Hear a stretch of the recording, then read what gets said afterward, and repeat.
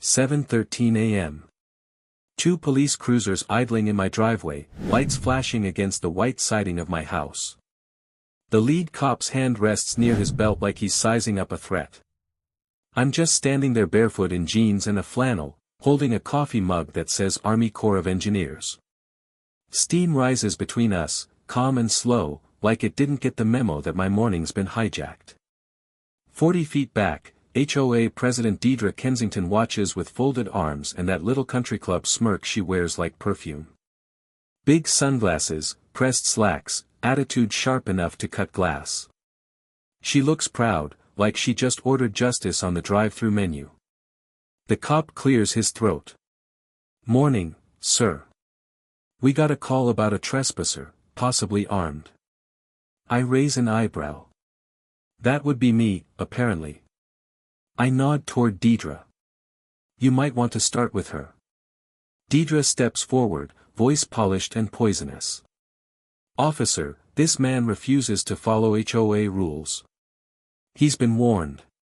He's squatting on community property." I take a slow sip of coffee. "I told you, I'm not in your HOA." Her chin lifts. "That's not your decision." I reach into the folder I brought out with me. Actually, it is. 2018 County Survey. The Pinewood Estates line ends 200 feet east of my driveway. My deed's clean. Paid in full 6 months ago. The officer flips through the pages, eyes narrowing. "Looks like he's right, ma'am. His lot isn't under your jurisdiction." Deidre blinks hard. There must be a mistake. This entire street. "Not mine," I interrupt. I double-checked before buying. Heard enough horror stories about garden gnomes and mailbox paint. The second cop circles around, checking house numbers. "Everything matches the deed, sir." The first officer hands my folder back. "Sorry for the trouble, Mr. Hollins. Looks like a misunderstanding." I nod. "No harm done, officer." Deidre's lips tighten. She's shaking a little, anger twitching beneath the expensive calm. "This isn't over," she mutters, but it's more to herself than anyone else. The cruisers roll away, lights fading down the hill. The street goes quiet again, birds, sprinklers, the soft hum of a leaf blower somewhere far off. Deidre just stands there on the sidewalk, red-faced, arms crossed, pretending she still runs the world. I lift my mug slightly. "Next time, Deidre, just knock. Cheaper than calling 911. I turn back inside, the wooden door closing with a solid, satisfying thud. Inside, sunlight slips through the half-built workshop. The air smells like sawdust and motor oil. Every surface carries a thin coat of metal shavings that glitter when the light hits them right. 6 months ago, this was a dream come true, 3 acres of quiet on the edge of Tulsa, a place to build something real. After 20 years in the Army Corps of Engineers, I wanted peace, not paperwork. I wanted my kids to have somewhere to visit that didn't feel like a memory of divorce. I take another drink of coffee and look out through the dusty window. Deidre's still out there, pretending to inspect her phone, pretending she didn't just humiliate herself. 4 hours earlier, she'd told 911 there was a dangerous, possibly armed man refusing to leave her neighborhood. Classic swatting move. Except this isn't some random lot. This is my land. Bought fair, built honest. The morning breeze moves through the oak tree out front, the old branches creaking like a ship's mast. The sound is steady, grounding. I exhale, long and slow. I'm not a man who goes looking for trouble. I've had enough of that overseas. But there's a kind of trouble that finds you when people can't stand losing control. And something about Deidre Kensington tells me this is just the beginning. Her SUV finally backs out of the cul-de-sac, gravel spitting under the tires. I watch her go, then set my mug down and start the table saw. The noise fills the air, drowning out whatever fear she thought she could plant here. Not today. Not on my land. 3 days later, my mailbox looked like it had been on trial. 7 envelopes. All of them stamped Pinewood Estates HOA in bold blue ink. I stood there with my coffee, thumbing through them one by one like bad lottery tickets. Notice of violation. Unapproved structure. Unregistered vehicle. Grass height. Offensive odors. I laughed out loud at that last one. Offensive odors, huh? Guess Deidre didn't like the smell of freedom. I carried the stack inside and laid it on the workbench. The place smelled like sawdust and machine oil, peace and progress. The workshop wasn't even done yet, just beams, concrete, and a dream halfway realized. I dialed her number from one of the old letters. She picked up on the second ring. Pinewood Estates HOA, this is Deidre speaking. Morning, Deidre. It's Garrett. A pause. Then, that polished smile came through the phone. Mr. Hollins. I assume you've received your notices? Yeah. Quite a collection. You're wasting your time, you know. You've got no jurisdiction here. Maybe not, she said, syrupy and slow. But the neighborhood has standards, and you're not quite meeting them. I laughed. You called the cops, you lost. Now you're sending mail you know won't hold up. You sure you want to dig deeper? Her tone sharpened. You're lowering property values. The board will not tolerate that. I'll tell you what, Deidre. You stay on your side of the line, and I'll stay on mine. She hung up without another word. The next morning, I found a brand new padlock on my front gate. A thick chain looped through the latch. Someone had locked me out of my own land. I grabbed my bolt cutters and sliced it clean. Snapped like a breadstick. I installed cameras that same afternoon, motion activated, hidden in the oak branches and eaves. That night, the footage showed her little silver Lexus rolling up around 2 a.m. The headlights blinked off. The trunk popped. I watched as a woman stepped out, heels crunching gravel, phone flashlight cutting through the dark. She crouched near the gate, fumbled with the chain, and drove off 5 minutes later. No mistaking the silhouette. The Queen of Pinewood herself. I sat there watching the replay again, jaw tight, the anger boiling low. Not the yelling kind of anger, the soldier kind. Controlled. Focused. The next morning, I decided to hit back differently. I opened my laptop, pulled up the Pinewood Estates community directory, the public one Deidre forgot to lock behind a password. I sent one email to every address on the list. Subject, clearing things up. Hi neighbors. This is Garrett Hollins, the guy in the trespassing rumor. I own my property free and clear, county verified, outside HOA boundaries. I'm not looking for trouble, just peace. But harassment isn't neighborly. Here's the 2018 county survey and deed for reference. We all deserve better than fear and fines. Let's fix this like grown-ups. Garrett. By noon, my inbox was full. Over a dozen replies. Half of them short apologies, people saying they didn't know the full story. The other half were quiet, cautious. But 2 stood out. The first was from Daniel Rhodes, a software guy 3 houses in. You're not the first she's done this to. She fined me for a cracked driveway, then made me repaint my mailbox twice. I've got receipts if you ever need backup. The second was from Marta Vance, retired schoolteacher, long-time resident. Garrett, good for you for standing up. We've wanted to push back for years but no one's had the guts. If you're willing to take this further, you've got friends. I sat there staring at those messages. The air in the shop felt different, heavier, charged. Maybe this wasn't just about me anymore. Maybe this was about everyone who'd been bullied into silence. That night, I poured myself a bourbon, sat on the porch under the big oak, and watched the sun fade behind the neighborhood rooftops. For the first time, I noticed how quiet Pinewood really was. Not peaceful quiet, nervous quiet. Like the kind that comes from too many rules and not enough freedom. I leaned back in the chair, the boards creaking beneath me.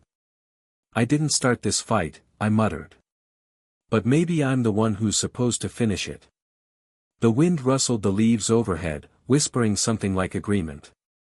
And from across the street, Deidre's blinds shifted, just slightly, as if she was watching.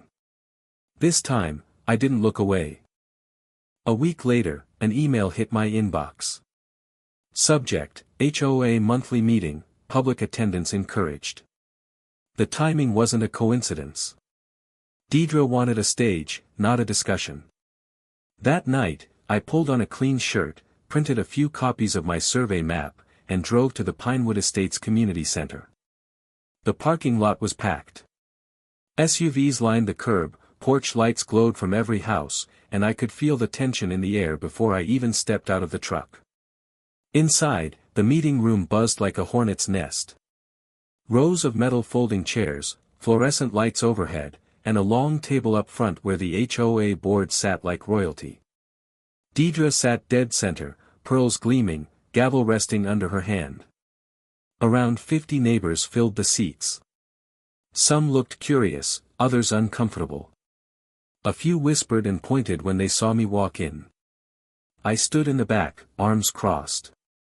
I wasn't here to start a scene. I just wanted the truth to finally get its turn at the mic. Deidre tapped the gavel twice. Meeting will come to order. First item, ongoing violations and community standards. Specifically regarding the Hollins property. All eyes turned toward me. The air thickened. I stepped forward, calm, steady. You can skip the dramatics, Deidre. My property's not part of Pinewood Estates. A murmur rippled through the crowd. Deidre's smile didn't falter, but her voice sharpened. Mr. Hollins, you may speak when recognized. Then recognize this. I set the folder on the table, flipping it open to the colored survey map. Here's your boundary line. Red marks your HOA jurisdiction. That blue rectangle right there, that's mine. 200 feet outside your reach. The projector behind her flickered on, showing a grainy spreadsheet. According to our community records. Your records are outdated. I plugged in a flash drive, and the projector filled the wall with my map, high-res, county-stamped, notarized. This is from the Tulsa Recorder's office. You can call them if you don't believe me. Gasps. Someone in the audience clapped once before realizing no one else joined. Deidre's jaw tightened. Even if your property isn't officially within our limits, your behavior affects the community's appearance. The board has the right to enforce certain visual. I said, cutting her off. You mean my truck parked in the driveway? Or the unfinished workshop you've been calling a safety hazard? You can't police what you don't own. From the second row, Marta stood. Her voice, though soft, carried through the room. You fined me for hanging a wind chime. Said it didn't match the aesthetic. Deidre's head snapped toward her. Marta, this isn't the time. No, said Daniel, standing beside her. It is. You fine my kid $50 for selling lemonade without permit approval. The room erupted. Voices from every corner, people talking over each other, frustration spilling out after years of silence. You made me repaint my fence twice. You called code enforcement on my grill. You sent a violation because my dog barked at your car. Deidre's face drained of color. Her pearls seemed to tighten around her neck. This is out of order, she shouted, banging the gavel. Out of order. But no one was listening anymore. I leaned forward slightly, voice calm, cutting through the noise. You see, Deidre, control works, until people start comparing stories. For a moment, the only sound was the hum of the old air conditioner. Then, from the back, an older man in a baseball cap stood. Let the man be, he said. He's got proof. We've all had enough of this nonsense. The applause started small, a few claps here and there, then built like a wave. People nodded, looked around, realizing they weren't alone. Deidre tried to speak again, but her words drowned under the noise of her own neighborhood turning on her. When I walked out of that meeting, the air outside felt different, lighter, freer. The streetlights flickered on, and for the first time since moving here, I felt like I belonged. Daniel caught up with me in the parking lot. "You handled that like a pro," he said, offering a handshake. "Wasn't about handling her," I said. "It was about reminding everyone they still had a voice." He nodded slowly. "You just gave the neighborhood something it hasn't had in years, a backbone." As I drove home, headlights cutting through the dark, I caught my reflection in the rearview mirror. I looked tired, but proud. The kind of tired that comes from fighting for something worth keeping. And behind that fatigue was a thought that wouldn't leave me: maybe this was bigger than one property line. Maybe Pinewood was about to find out what community actually means. 2 weeks after the meeting, the cracks in Deidre's empire began to show. The HOA newsletter that used to arrive like clockwork stopped coming. The community watch emails turned into silence.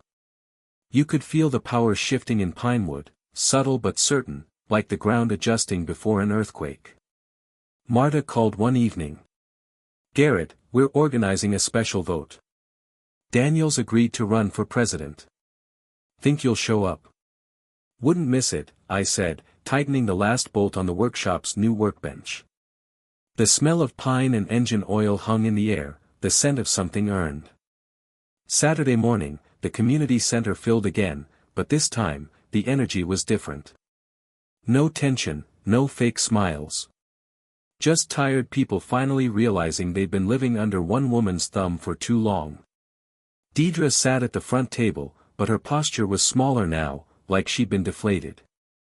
The pearls were gone. Her voice, when she finally spoke, lacked its usual bite. "I've served this community for 12 years, she said. "Everything I've done was for the good of Pinewood Estates." Someone from the back called out, "Good doesn't mean right."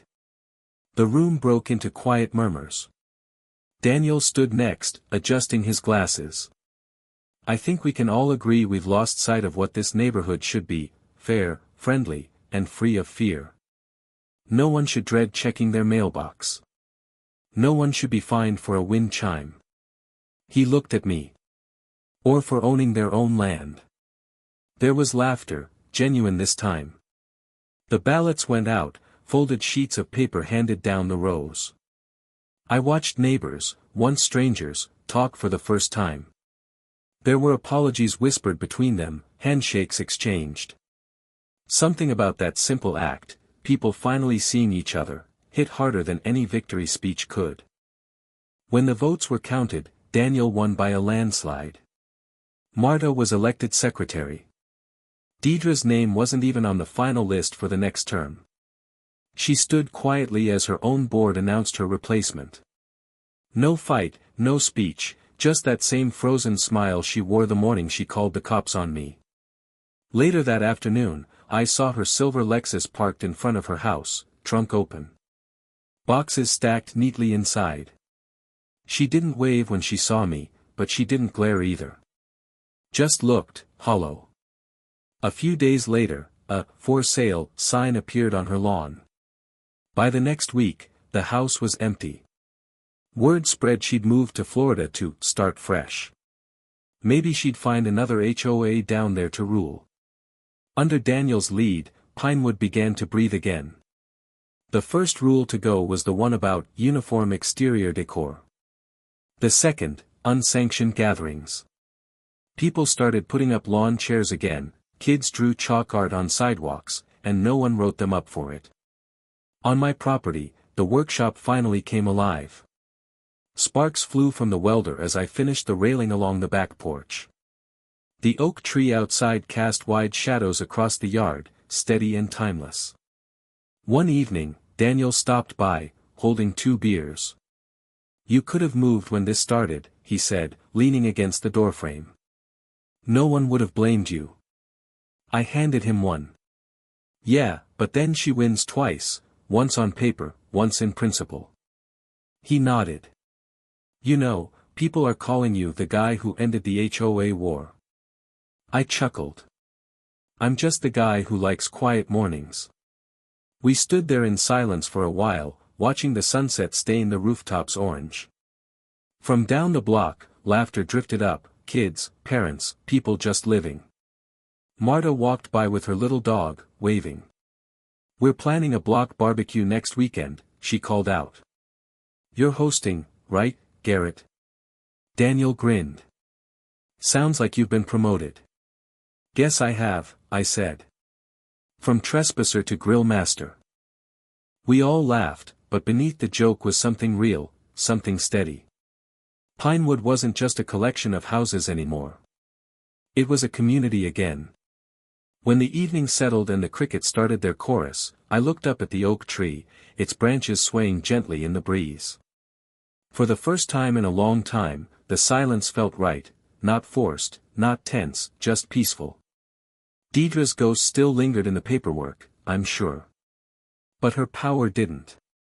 And as I locked up the workshop for the night, I realized something simple: sometimes the strongest kind of leadership comes from refusing to bow, not out of pride, but out of principle. Summer crept in slow that year. The mornings were golden and quiet, and the smell of barbecues hung in the air by late afternoon.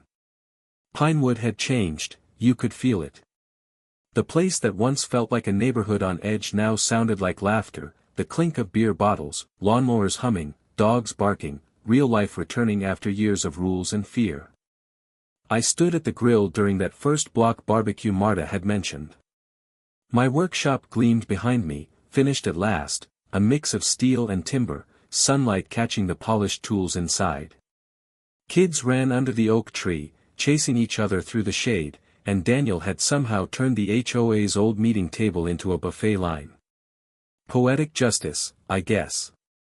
Garrett, man, you did it, Daniel said, handing me a plate. You gave this neighborhood its soul back. I shook my head, flipping a burger. Nah. We all did. I just lit the fuse. Marta laughed from across the yard. A fuse that blew up a 12-year dictatorship. People nearby chuckled, raising their drinks. Even the folks who'd once sided with Deidre were there, quieter, humbler, but there. The kind of people who realized too late they'd been part of the problem. And yet, no one shunned them. That was the best part. Forgiveness had made its way back into Pinewood, too. As the sun dropped low, painting the sky orange and violet, I noticed something hanging from one of the oak's lower branches, a wooden sign, hand-carved by one of the teenagers. It read, "Welcome to Pinewood, where neighbors mean more than rules." For a moment, I just stared at it. It wasn't fancy. The letters were uneven. But it was perfect. Daniel walked up beside me. You ever think this place would look like this? No, I said honestly. But I always hoped it could. He nodded slowly. You know, Deidre used to say order is what makes a community strong. Turns out, she had it backwards. Yeah, I said. Order keeps things quiet. But only respect keeps them right. The night carried on, fireworks later, kids with sparklers, someone playing old country songs from a Bluetooth speaker. The kind of simple joy that doesn't need permission. When everyone left and the yard grew quiet again, I sat under the oak with my coffee mug, the same Army Corps one from that morning months ago, when cops were in my driveway and Deidre thought she had me cornered. The same mug that had survived deployments, moves, divorces, and now, an HOA war. I looked around, at the porch lights glowing warm, at the sound of sprinklers hissing in the distance, at the little wooden sign swaying in the night breeze, and I realized something deep down: this wasn't just about land or paperwork. It was about people remembering they had a voice. You see, for a long time, folks in Pinewood forgot that they owned their homes, not the other way around. They forgot that community doesn't come from compliance, it comes from care. From standing up, even when it's uncomfortable. And maybe that's what this whole thing was about. Not me versus Deidre. Not HOA versus homeowner. But fear versus fairness. Before heading inside, I whispered to myself, sometimes you don't have to tear down a system, you just have to remind it who really built it. The crickets answered back, steady and calm. The next morning, I found a note taped to my mailbox. No envelope, just a folded piece of paper. It read, "Thank you for reminding us we're neighbors again. The Pinewood Residence." I smiled, folded it carefully, and tucked it inside the workshop drawer beside the property deed. The same deed Deidre once called fake.